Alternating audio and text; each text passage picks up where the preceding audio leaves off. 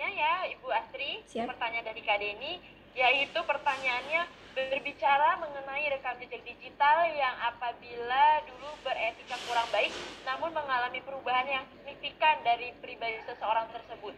Apakah itu masih akan berpengaruh buruk bagi pribadi kita? Dan apabila tetap mempengaruhi, bagaimana solusi untuk seseorang yang telah berubah menjadi lebih baik? Apakah sudah tidak ada jalan bagi kami yang pernah memiliki rekam jejak digital kurang baik di sosial media? Ya. Dipersilakan Bu Astri untuk menanggapi pertanyaannya. Oke, siap. Terima kasih banyak Kakak. Mohon izin menjawab pertanyaannya. Jadi sebetulnya rekam jejak digital itu ada dua ya, ada aktif, ada pasif. Yang aktif itu yang sengaja kita lakukan gitu ya, dengan kesadaran penuh, misalkan ngeposting, nge-like, nge-follow gitu ya. Itu yang pertama gitu ya. Terus yang kedua ada yang pasif, yang kita nggak nge sama sekali. Contohnya misalkan kita tuh nge-browsing sesuatu gitu ya, ternyata itu juga kerekam gitu. Nah, jadi sebetulnya gimana caranya sih memperbaiki jejak digital kita? Kalau menurut saya yang pertama, kalaupun misalkan kita sudah meninggalkan jejak digital yang negatif, tentu saja yang pertama boleh dihapus gitu ya, karena walaupun kita nggak tahu beneran kehapus atau enggak, tapi setidaknya antisipasinya yang pertama dihapus gitu ya. Yang kedua, unfollow lah gitu ya, atau bisa diblok gitu ya situs-situs yang mungkin terindikasi sebagai situs-situs yang berbahaya, misalkan situs-situs pornografi, perjudian online, atau akun bodong dan lain sebagainya, pinjol yang tidak terdaftar di OJK gitu ya.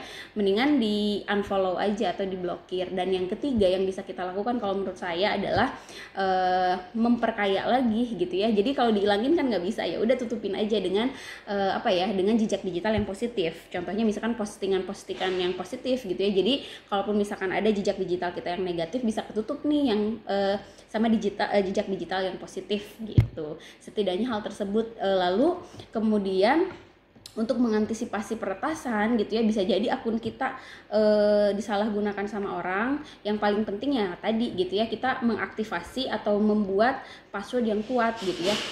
Perlakukanlah our password like our underwear gitu ya. Mohon maaf tanpa mengurangi rasa hormat. Jadi perlakukanlah password kita selayaknya kita memperlakukan pakaian dalam, karena pakaian dalam jadi ranah pribadi gitu ya, jangan disebarluaskan ke orang lain, begitupun dengan password gitu ya.